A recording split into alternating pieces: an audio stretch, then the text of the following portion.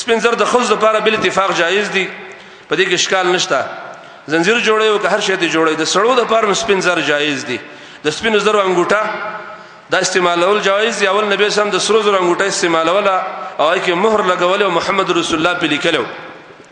بیا صحابه کرام شروع وکړل، بیا نبی سم هغه گزار کړی، بیا صحابه خپل انګوټه گزار کړي.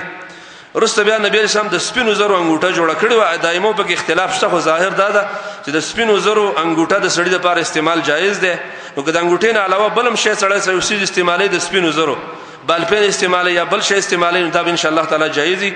دا د سپین زر د سړو خو ځوان د لپاره د جایز دي. په وسپنه کې د خلکو اختلاف د ابو داود کې یو حدیث دی، یو سړی د وسپنه انګوټه لګولې و، نو نبی علیہ السلام ته فرمایل چې دا گزار کو، دا د اور والا کاله دی، د جهنميانو کاله دی.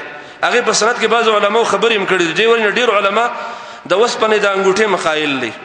خو موږ ته ظاهر د څه معلومیږي چې ډیر روایتونه پکې د منی راغلي د وسپنې سوچه وسپنه د انګوټې نه ځان ساتل پکار دي د سړو د پاره، او د سرو زرو انګوټې د سړو د پاره ناروا دي.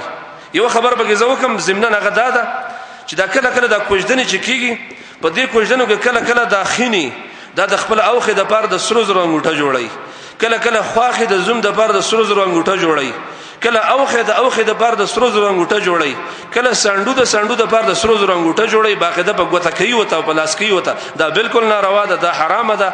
د الله رسول ویلي د جهنم اور د ګوته ته ورواچو چې کله سړی د سرو زرو انګوټه نارینه خلک چي، نو دا د سړو د پاره ناروا ده. او ظاهر قول دا د سپینو زرو انګوټي او غیره استعمالول دا جایز دی. نبی صلی الله علیه و اما الفضه فلعبوا به، هر چې سپین زر دی فلعبوا بها، په دې باندې سړی لوبي کول شي، د دې استعمال ان شاء الله تعالی جایز دی. یو بل